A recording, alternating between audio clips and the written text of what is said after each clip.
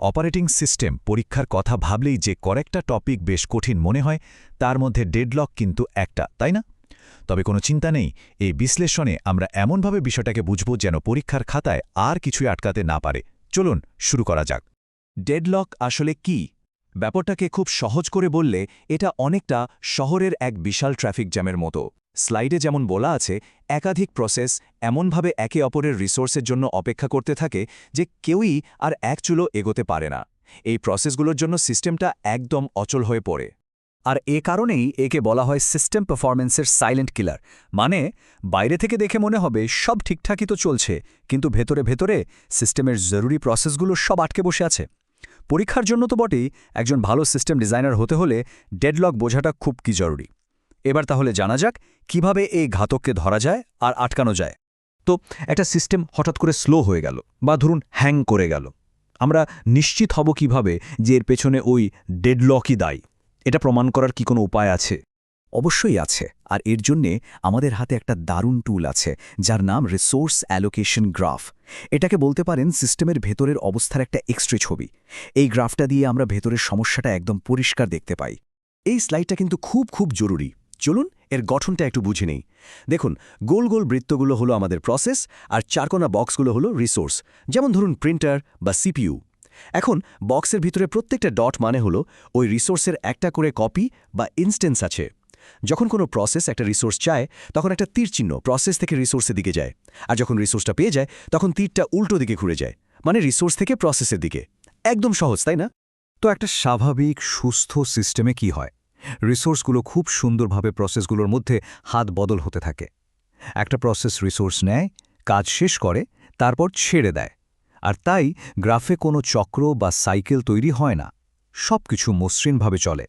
কিন্তু ঝামেলাটা বাধে ঠিক তখনই যখন একটা প্রসেস এমন একটা রিসোর্সের জন্য অনুরোধ করে বসে যেটা অন্য কোনো ওয়েটিং প্রসেসের কাছে আছে। ব্যাস, ঠিক তখনই একটা সাইকেল বা চক্র তৈরি হয়ে যায়। মানে একটা প্রসেস আরেকটার জন্য অপেক্ষা করছে, সেই আরেকটা আবার অন্য আরেকটার জন্য। এভাবে একটা গোলকধাঁধার মতো নির্ভরশীলতা তৈরি হয়, যেখান থেকে কেউই আর বেরোতে পারে না। আর এটাই হলো গ্রিডলক, এটাই ডেডলক।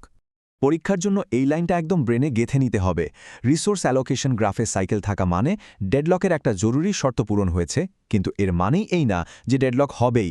আবারও বলছি, সাইকেল থাকাটা মাস্ট, কিন্তু এটাই সবসময় যথেষ্ট নয়।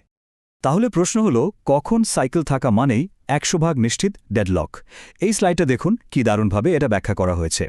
যদি প্রত্যেকটা রিসোর্সের শুধু একটাই কপি বা ইনস্ট্যান্স থাকে, মানে সিঙ্গল ইনস্ট্যান্স রিসোর্স, তাহলে সাইকেল তৈরি হওয়া মানেই গ্যারান্টিড ডেডলক, কোনো মাফ নেই। কিন্তু যদি কোনো রিসোর্সের একাধিক ইনস্ট্যান্স থাকে, যেমন ধরুন দুটো প্রিন্টার, তাহলে সাইকেল থাকার সত্ত্বেও ডেডলক হয়তো হবে না, একটা সম্ভাবনা থেকে যায়। এই উদাহরণটা একবার দেখুন। এখানে পরিষ্কার একটা সাইকেল আছে, তাই না? প্রসেসগুলো একে অপরের জন্য ওয়েট করছে, কিন্তু একটু খেয়াল করে দেখুন, সাইকেলের বাইরে একটা প্রসেস আছে যে সাইকেলের একটা রিসোর্সের অন্য একটা ইনস্ট্যান্স ব্যবহার করছে। যখন এই বাইরের প্রসেসটা ওর কাজ শেষ করে রিসোর্সটা ছেড়ে দেবে, তখন কি হবে? সাইকেলের ভেতরের একটা প্রসেস সেই রিসোর্সটা পেয়ে যাবে, আর সাথে সাথে চক্রটা ভেঙে যাবে। সুতরাং সাইকেল থাকার সত্ত্বেও এখানে কিন্তু কোনো ডেডলক হলো না। আচ্ছা, আমরা তো ডেডলক ধরতেও শিখলাম। এখন প্রশ্ন হলো, এটাকে আমরা শুরুতেই আটকাবো কিভাবে? এর জন্য আমাদের ডেডলকের যে 4টি মূল শর্ত আছে সেগুলোর ওপরেই অ্যাটাক করতে হবে। ডেডলক হওয়ার জন্য কিন্তু এই 4টা শর্ত, mutual exclusion, hold and wait, no preemption আর সার্কুলার ওয়েট, সবগুলো একসাথে সত্যি হতে হয়। আমাদের স্ট্র্যাটেজিটা তাই খুব সোজা সাপটা। এই 4টের মধ্যে যে কোনো একটা শর্ত যদি আমরা ভেঙে দিতে পারি, তাহলেই ডেডলক আর কখনোই হতে পারবে না। তাহলে চলুন একটা একটা করে দেখি। প্রথমটা হলো মিউচুয়াল এক্সক্লুশন। এর মানে খুব সহজ, একটা রিসোর্স একবারে কেবল একটাই প্রসেস ব্যবহার করতে পারবে, এটা শেয়ার করা যাবে না। কিন্তু সমস্যা হলো, কিছু রিসোর্স আছে যেগুলো চাইলেও শেয়ার করা সম্ভব না। যেমন ধরুন একটা প্রিন্টার, একই সময়ে তো আর দুটো প্রসেস একটা প্রিন্টার ব্যবহার করতে পারে না, তাই এই শর্তটা ভাঙা প্রায় অসম্ভব বা বলা যায় অবাস্তব। সুতরাং এই রাস্তাটা আমাদের জন্য বন্ধ, অন্য উপায় খুঁজতে হবে। আচ্ছা, তাহলে এবার দ্বিতীয় শর্তটাকে টার্গেট করা যাক, হোল্ড অ্যান্ড ওয়েট। এর মানে কি? এর মানে হলো একটা প্রসেস কিছু রিসোর্স নিজের কাছে ধরে রেখে নতুন কোনো রিসোর্সের জন্য অপেক্ষা করছে। এই শর্তটা ভাঙার মূলত দুটো রাস্তা আছে। 1 নম্বর, প্রসেসকে তার যত রিসোর্স লাগবে সবগুলো কাজ শুরুর একদম আগেই চেয়ে নিতে হবে। সব পেলে কাজ শুরু করবে, না হলে করবে না। আর 2 নম্বর অপশনটা হলো যখনই কোনো নতুন রিসোর্সের দরকার হবে তার আগে হাতে যা যা আছে সবকিছু ছেড়ে দিতে হবে, তারপর নতুন করে চাইতে হবে। এই স্লাইডে এর সুবিধা অসুবিধাগুলো একদম পরিষ্কার। সুবিধা একটাই, এটা সিস্টেমে প্রয়োগ করা খুব সহজ, কিন্তু অসুবিধাগুলো অনেক বড়। প্রথমত, রিসোর্সের ব্যবহার অনেক কমে যায়। একবার ভাবুন, একটা প্রসেসের প্রিন্টারটা লাগবে 1 ঘন্টা পর, কিন্তু তাকে সেই প্রথম থেকেই প্রিন্টারটা দখল করে বসে থাকতে হচ্ছে। কি পরিমাণ অপচয়!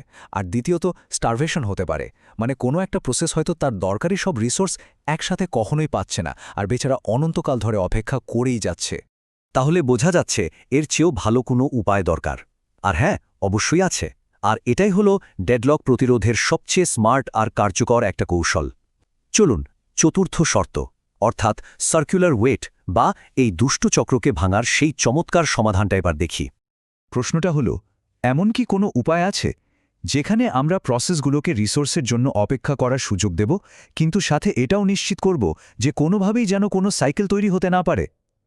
উত্তর হলো হ্যাঁ, আর এটাই সবচেয়ে সুন্দর একটা সমাধান। এই স্লাইডে যে প্রোটোকলটা দেখানো হচ্ছে, এটা খুবই সহজ কিন্তু দারুণভাবে কার্যকর। প্রথম কাজ, সিস্টেমের প্রত্যেকটা রিসোর্স টাইপকে একটা করে ইউনিক নাম্বার দিয়ে দেওয়া। যেমন ধরুন, ডিস্ক ড্রাইভ হলো 2 আর প্রিন্টার হলো 4। এরপর শুধু একটাই নিয়ম মানতে হবে, প্রসেসকে সবসময় ছোট নাম্বারের রিসোর্স থেকে বড় নাম্বারের রিসোর্সের দিকে যেতে হবে, মানে অ্যাসেন্ডিং অর্ডারে রিকোয়েস্ট করতে হবে। এই সহজ নিয়মটার কারণেই কিন্তু সার্কুলার ওয়েট বা চক্রাকার অপেক্ষাটা একেবারে অসম্ভব হয়ে যায়। কারণটা ভাবুন, যে প্রসেস 4 নম্বর রিসোর্স মানে প্রিন্টার ধরে বসে আছে, সে আর কখনোই 2 নম্বর রিসোর্সের মানে ডিস্ক ড্রাইভের জন্য অনুরোধ করতে পারবে না। কারণ নিয়ম হল সবসময় বড় নাম্বারের দিকে যেতে হবে, পেছনে ফেরা যাবে না। ফলে সাইকেল তৈরির কোনো সুযোগই থাকে না। কি দারুণ, তাই না? বেশ, আমরা প্রায় একদম শেষের দিকে চলে এসেছি। চলুন পরীক্ষার জন্য সবচেয়ে দরকারি পয়েন্টগুলো একবার দ্রুত ঝালিয়ে নেওয়া যাক।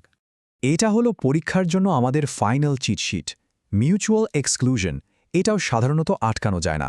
হোল্ড অ্যান্ড ওয়েট আটকানো যায়, কিন্তু সিস্টেম খুব অদক্ষ হয়ে পড়ে। নো প্রিএমশন, এটাও একটা উপায় যেখানে রিসোর্স কেড়ে নেওয়া হয়। আর সবশেষ সার্কুলার ওয়েট, রিসোর্স অর্ডারিং ব্যবহার করে এটাই সবচেয়ে কার্যকরভাবে আটকানো যায়। তো মূল কথাটা তাহলে কি দাঁড়ালো? ডেডলক প্রতিরোধ করা মানেই সিস্টেমের পারফরম্যান্সের সাথে কিছুটা হলেও আপোস করা। এখন একজন ভালো সিস্টেম ডিজাইনার হিসেবে আসল চ্যালেঞ্জটা হলো এই দুটোর মধ্যে সঠিক ব্যালেন্সটা খুঁজে বের করা। সর্বোচ্চ নিরাপত্তা চাই নাকি সর্বোচ্চ গতি? এই ট্রেড অফটা নিয়ে কিন্তু ভাবতে হবে, তাই না?